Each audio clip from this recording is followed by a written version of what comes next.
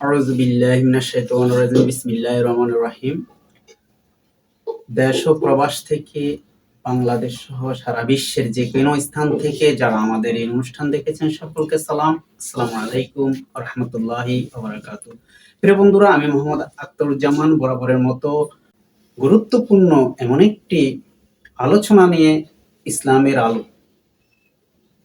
আজকে আমাদের স্টুডিওতে আমি যাকে দাওয়াত করেছি আপনারা সবাই চিনেন, বর্তমান সময়ে সবচেয়ে আলোচিত এবং সবচেয়ে গুরুত্বপূর্ণ আলোচক হযরত মাওলানা ইমাম হোসেন সোহেল সাহেব।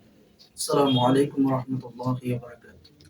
আজকে আমরা তার মুখে শুনবো যে পবিত্র কোরবানি সম্বন্ধে। অনেকে আমরা বর্তমান সময়ে বলেন যে কোরবানি দেওয়া লাগবে না, কোরবানি না দেওয়া হলে ভালো হয় এবং কোরবানি কোনো হাদিস ও কোরআনে নেই। আমরা হুজুরের কাছে শুনবো আসলে এইটা কোরআন ও হাদিসে কতটুক জায়েজ এবং সম্মতি, এবং রাসূল সাল্লাল্লাহু আলাইহি সাল্লাম কি বলে গেছেন, সাহাবারা কি বলেছেন তার সম্বন্ধে শুনবো। তার আগে আমরা বলে যাই সৌজন্যে মজু, এক্সট্রা পাওয়ার ডিটারজেন্ট পাউডারের সৌজন্যে আমাদের এই আজকের অনুষ্ঠানটা পরিচালিত। প্রিয় বন্ধুরা, আমরা সরাসরি হযরতের কাছে চলে যাচ্ছি যে হজের কোরবানির যে গুরুত্বপূর্ণ আলোচনা হযরত আপনার থেকে আমরা জানতে চাচ্ছি যে বর্তমান সময়ে যারা বলছেন কোরবানি দেওয়া লাগবে না, কোরবানি না জায়েজ নেই, এই সম্বন্ধে কোরআন ও হাদিস কি বলে? ধন্যবাদ বিজ্ঞ উপস্থাপক, ধন্যবাদ দর্শক শ্রোতাদেরকে।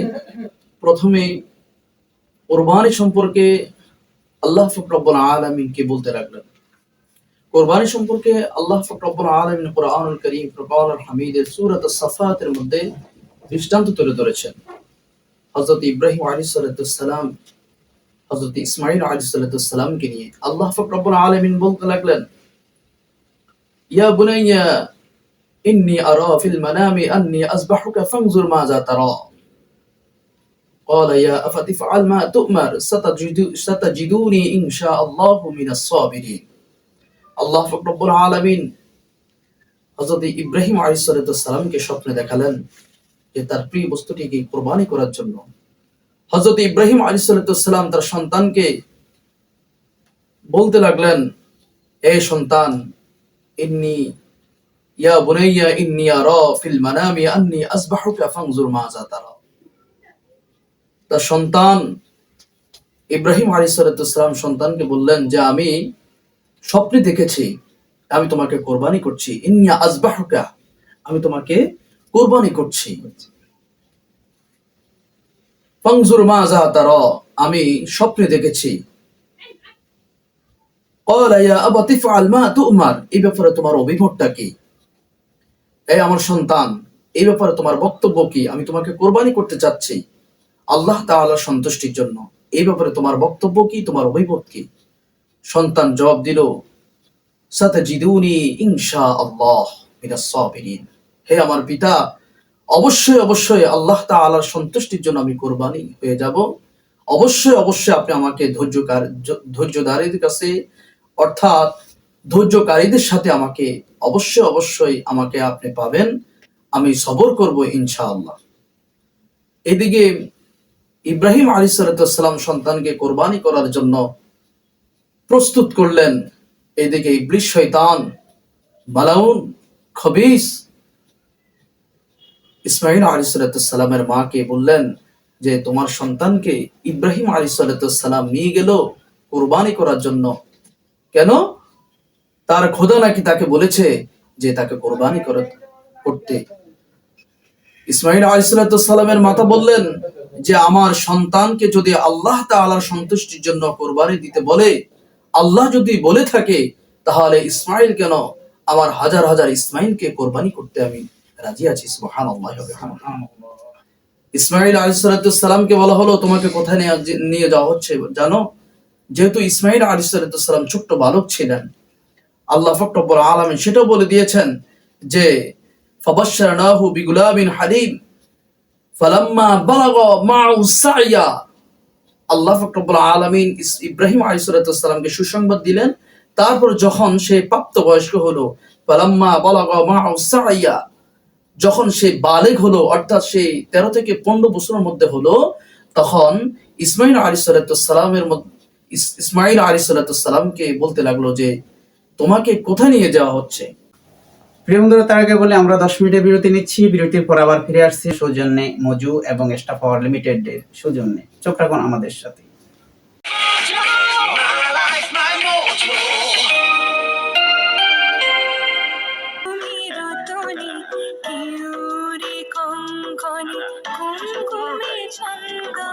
ভাবি, আমাদের যত্নে তো তুমি, কিন্তু কাপড়ের যত্নে আমার আছে এক্সট্রা পাওয়ার ডিটারজেন্ট।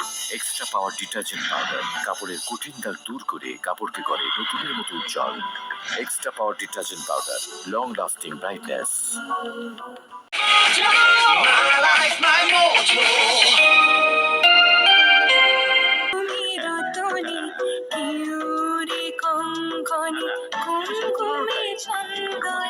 ভাবি, আমাদের যত্নে তো তুমি, কিন্তু কাপড়ের যত্নে আমার আছে এক্সট্রা পাওয়ার ডিটারজেন্ট।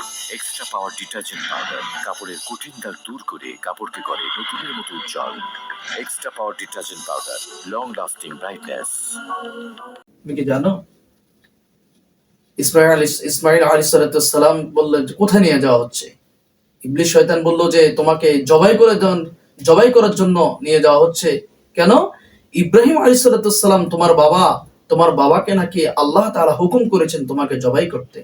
ইসমাইল আলাইহিসসালাম বলতে লাগলেন যে আমার বাবাকে যদি আল্লাহ তাআলা বলে থাকে তাহলে অবশ্যই আল্লাহ তাআলার সন্তুষ্টির জন্য 1000 বার আমি কুরবানি হতে রাজি আছি। সুবহানাল্লাহ। এমনি ভাবে ইবলিস শয়তান আল্লাহ পাক রব্বুল আলামিনের সাথে দুশমনি করে ইবলিস শয়তান পিতা ইব্রাহিম আলাইহিসসালামকে, মুসলিম জাতির পিতা ইব্রাহিম আলাইহিসসালামকে ধোঁকা দেওয়ার জন্য চেষ্টা করলো। অতঃপর ইব্রাহিম আলাইহিসসালাম কঙ্কর নিক্ষেপ করে তাকে তাড়িয়ে দিলেন। আজকে হজে যারা যাবে তারা আরাফার ময়দানে গিয়ে ওই শয়তানকে কঙ্কর নিক্ষেপ করবে। আজকে সেই দৃষ্টান্ত লিপিবদ্ধ রয়েছে, দৃষ্টান্ত এখনো চালু আছে। আমার ভাইরা, কুরবানি আমরা করব আল্লাহ সন্তুষ্টির জন্য, আল্লাহ তাআলার সন্তুষ্টির জন্য আমরা কুরবানি করব। অনেকে আমরা 6 নামে, 5 নামে বা 7 নামে আমরা কুরবানি করি। তো সকলের নামের পক্ষ থেকে কুরবানি করব, আল্লাহ তাআলার নামে জবাই করব। আল্লাহ তাআলা ব্যতীত অন্য কারো নামে কুরবানি করা চলবে না। আর কুরবানি আমাদের জন্য আল্লাহ রব্বুল আলামিন একটা মেসেজ দিয়ে দিয়েছেন যে কুরবানি শুধু গোশত খাওয়া নয়, কুরবানি শুধু মোটা তাজা গরু নয়, কুরবানি শুধু অনেক টাকার গরু নয়, কুরবানি হলো এমন একটা বিষয় আল্লাহ তাআলা বলতে লাগলেন ওয়ালাকিন ইয়ানালুহুত তাকওয়া মিনকুম। কুরবানির গোশত, কুরবানির পশুর চামড়া, কুরবানির পশুর কোন অঙ্গ আল্লাহ তাআলা পর্যন্ত পৌঁছে না। পৌঁছে একটাই, ওয়ালাকিন ইয়ানালুহুত তাকওয়া মিনকুম। আল্লাহ তাআলার তাকওয়া, ভয়ভীতি, কে কতটুকু আল্লাহ তাআলার তাকওয়া অবলম্বন করেছে সেটাই আল্লাহ তাআলার কাছে পৌঁছবে। আল্লাহ রব্বুল আলামিন আমাদের জন্য কুরবানিটা ওয়াজিব করে দিয়েছেন। শুধু তাই নয়, কুরবানি কবুল হবে যারা আল্লাহ তাআলাকে ভালোবাসে। আল্লাহ রব্বুল আলামিন সূরাতুল মাইদার 27 নম্বর আয়াতের মধ্যে আল্লাহ রব্বুল আলামিন দৃষ্টান্ত তুলে ধরেছেন, ইন্নামা ইয়াতাকাব্বালুল্লাহু মিনাল মুত্তাকিন। যারা মুত্তাকি, যারা ফরেজগার, যারা আল্লাহ ওয়ালা, তারাই একমাত্র তাদের কুরবানিটা আল্লাহ তাআলা পর্যন্ত পৌঁছবে, আল্লাহ তাআলার কাছে কুরবানি পৌঁছে যাবে, কবুল হবে। আজকে যারা সুদখোর, ঘুষখোর, যারা মানুষকে কষ্ট দিয়ে টাকা কামায়, যারা অসৎ উপায়ে টাকা কামায়, তাদের কুরবানি আল্লাহ পর্যন্ত পৌঁছবে না, এটা দৃষ্টান্ত হয়ে আছে। আমার ভাইরা, সম্মানিত দর্শক শ্রোতা, শুধু তাই নয়, আল্লাহর নবী রাসূল আরবি সাল্লাল্লাহু আলাইহি ওয়াসাল্লামকে জিজ্ঞাসা করা হলো, ইয়া রাসূলুল্লাহ, ইয়া হাবিবাল্লাহ, কুরবানিটা কি? আল্লাহর নবী, রাসূল আরবি, নূরের নবী, হায়াতুন নবী, উম্মতের কান্ডারি নবী, শাফাআতের কান্ডারি নবী মুহাম্মদ রাসূলুল্লাহ সাল্লাল্লাহু আলাইহি ওয়াসাল্লাম বলতে লাগলেন, আল্লাহর নবীকে জিজ্ঞাসা করা হলো, ইয়া রাসূলুল্লাহ, মা হাযিহিল আদাহি, ইয়া রাসূলুল্লাহ, কুরবানিটা কি? আল্লাহর নবী রাসূল আরবি সাল্লাল্লাহু আলাইহি ওয়াসাল্লাম বলতে লাগলেন, সুন্নাত আবিকুম ইব্রাহিম আলাইহিস সালাতু ওয়াসসালাম। আমরা যে কোরবানিটা করছি এটা হলো ইব্রাহিম আলাইহিস সালামের সুন্নত। এই সুন্নতটা আল্লাহ পাক রব্বুল আলামিনের সন্তুষ্টির জন্য করার তৌফিক দান করুন। সকলকে ধন্যবাদ। ধন্যবাদ বিজ্ঞ উপস্থাপককে। আল্লাহ তাআলা আমাদের সকলকে কবুল করুন, আমিন। আসসালামু প্রিয় দর্শক, এতক্ষণ আমরা কোরবানির গুরুত্বপূর্ণ আলোচনা শুনলাম। আমি আমার দর্শকদের অনেকগুলো প্রশ্ন আমার কাছে হাজির হয়ে আছে, যারা বলছেন বর্তমানে কোরবানি দেওয়া লাগবে না এবং কোরবানি কোনো হাদিসে কোরআনের ভিতরে আলোকে নেই, এবং তারা কেন বলে এবং কি কারণবশত এই কথাগুলো দৈনিককে তারা বলে থাকে, এর ব্যাখ্যাটা হযরত যদি দর্শকের উদ্দেশ্যে বলতেন এরা কারা, তাহলে আমাদের ইসলাম যে সহজ ও সরল পথ, হ্যাঁ, তা সহজ হয়ে যেত বোঝার জন্য। ধন্যবাদ বিজ্ঞ উপস্থাপক। কুরবানি আল্লাহ তাআলার সন্তুষ্টির জন্য আল্লাহ তাআলা আমাদের উপর ওয়াজিব করে দিয়েছেন। আল্লাহ তাআলা কুরআনুল কারীম ফুরকানুল হামিদের মধ্যে দৃষ্টান্ত তুলে ধরেছেন যে তোমাদের উপর কোরবানিটাকে ওয়াজিব করা হয়েছে, আর লা ইয়ানালুল্লাহ লুহুমুহা ওয়ালা দিমাউহা ওয়ালাকিন ইয়ানালুহুত তাকওয়া মিনকুম। আল্লাহ পাক রব্বুল আলামিনের দরবারে কোরবানির ফসল কিছুই পৌঁছে না, ওয়ালাকিন ইয়ানালুহুত তাকওয়া মিনকুম। আল্লাহ তাআলার সন্তুষ্টির জন্য যেটা করা হয় সেটা তাকওয়াটাই আল্লাহ পর্যন্ত পৌঁছে।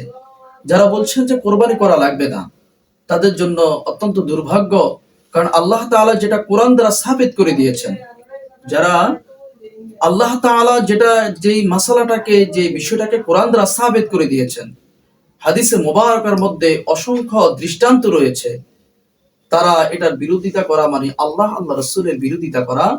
যারা কোরবানি করা লাগবে না এই কথা বলে, তারা নিঃসন্দেহে ইহুদিদের দালাল, তারা ইসলামের শত্রু, এতে কোনো সন্দেহ নাই। আল্লাহ তাআলা তাদেরকে হেদায়েত নসিব করুক। আশা করি সব প্রশ্নের উত্তরটা পাচ্ছেন। ধন্যবাদ হযরতকে মূল্যবান প্রশ্ন সাজিয়ে ইসলামের ও হাদিসের আলোকে বয়ান করার জন্য। প্রিয় দর্শক, সত্যি কথা বলতে আমরা যখন ইউটিউব অথবা ফেসবুক যারা আমরা ব্যবহার করি, শতকরা 100 জনের ভিতরে 95% মানুষই আমরা ফেসবুক ব্যবহার করি।